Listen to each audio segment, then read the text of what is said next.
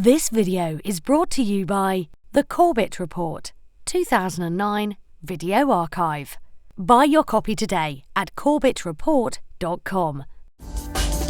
This is James Corbett of CorbettReport.com with your Sunday update for this 16th day of January 2011.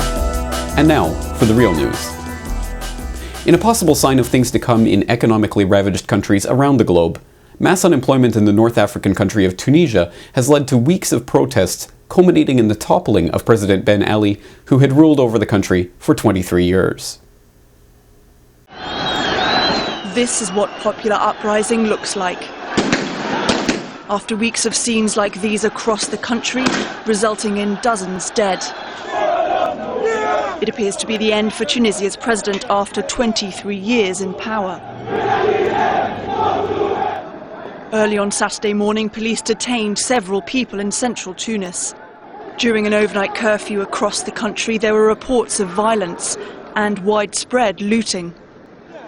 Some were in shock from the emotion brought on by such a dramatic political development. The demonstrations started as a reaction to massive unemployment, price hikes and rampant corruption within the government. Police and security forces responded violently, in some cases firing live rounds into crowds.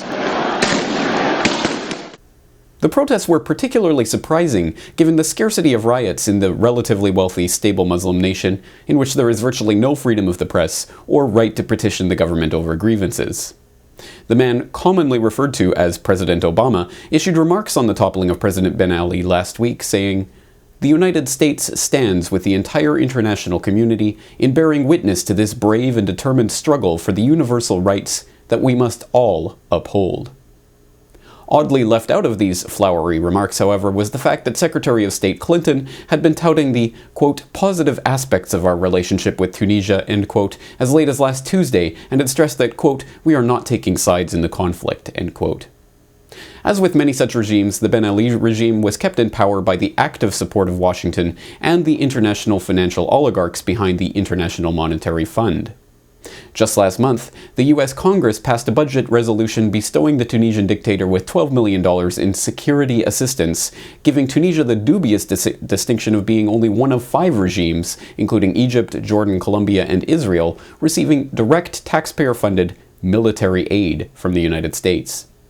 Studiously avoided in all discussion of the underlying economic situation giving rise to the recent protests, however, is the fact that Tunisia has been in the IMF's model country in the region, carefully implementing the International Monetary Fund's structural adjustment programs in return for funding which recent diplomatic leaks indicate the US knew was being siphoned off to feed the country's kleptocracy.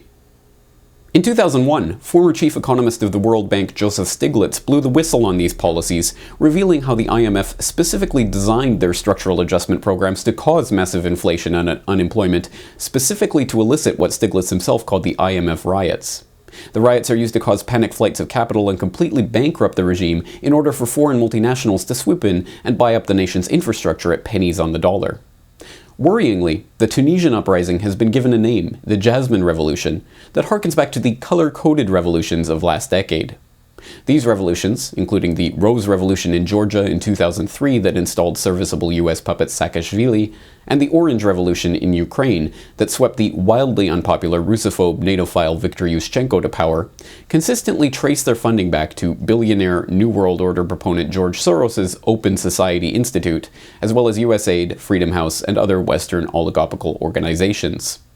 Although no direct connection between these organizations and the Jasmine Revolution has so far been suggested, the Soros-supported Electronic Frontier Foundation was drumming up support for Tunisian Twitter and Facebook users as recently as last Tuesday in the face of alleged Tunisian government cyber attacks on its own citizens. At the same time, Anonymous was engaged in a denial-of-service campaign against the Tunisian government. This is reminiscent of the so-called Twitter revolution in 2009 in Iran that was named and supported by Soros-employed blogger Evgeny Morozov, which supposedly indicated spontaneous popular uprising against the Iranian regime, a regime that had long been singled out for destabilization by covert US operations. Former Assistant Treasury Secretary Paul Craig Roberts joined the Corbett Report in 2009 to discuss the suspicious nature of the Iranian Twitter revolution. The Bush administration in May of 2007 signed an order instructing the CIA to destabilize the Iranian regime. This is, I give all kinds of cites to this information in my columns. It's not disputed. It was reported on ABC television. It was reported by the famous investigative reporter Seymour Hersh in the New Yorker. It was reported in the London Telegraph. It's just known, period. I mean, it's not disputed. In fact, the government's proud of it that we and we even know the sum. The initial sum appropriated was $400 million to purchase protest and destabilization, and to fund the various Iranian splinter terrorist groups. There are a lot of, not a lot, but there are other ethnic groups within Iran opposed to the two main groups, and there are terrorist groups associated with those, and they are funded with U.S. government money, and which includes, of course, the National Endowment for Democracy, which is our main funding mechanism for interfering in foreign elections. We used it in Serbia, we used it in Georgia and Ukraine, we used it in the former Soviet Central Asian republics, though not without much, not with much success there, but with success in Georgia and Ukraine, where we managed to get puppet governments in place. Experts are applauding the Tunisian people for persevering in overthrowing a corrupt and dictatorial regime, but warning against the possibility that this will result in the election of another puppet regime that will be pliable to the international financiers who are waiting to loot what remains of the Tunisian economy. In other news, InfoWars reporter Jason Douglas brought attention last week to a recent Department of Homeland Security message encouraging YouTube users to create videos educating the public on the dangers of cybercrime and cyber terrorism. All Americans have an important role to play in securing cyberspace. So today, I'm asking you to step up, get creative, and enter the Stop, Think, Connect Public Service Announcement Challenge. We're looking for creative videos that will help educate Americans about internet safety and what we can all do to protect ourselves and our families online. We want videos that inspire Americans to stop, think, connect. In response to the call, the Corbett Report has created its own humble submission, attempting to draw attention to the most pressing aspects of the cyber terror paradigm. The Department of Homeland Security wants you to stop, think, and connect about the problems of cybersecurity in this increasingly online world. A decade ago, in the wake of the 9/11 attacks, a series of anthrax mailings, widely blamed on Al-Qaeda, cowed Congress into voting for the Patriot Act, the single greatest evisceration of the Bill of Rights in American history. After the passage of the Patriot Act, it was quietly reported that the anthrax had nothing at all to do with Muslim terrorists, and in fact came from the US government's own laboratories at Fort Detrick. Now, in this age of cyber terror, famed Harvard law professor Lawrence Lessig revealed that there was in fact a cyber equivalent of the Patriot Act already on the shelf and waiting for the Internet 9/11. There's going to be an I-9/11 event, which doesn't mean an Al-Qaeda event.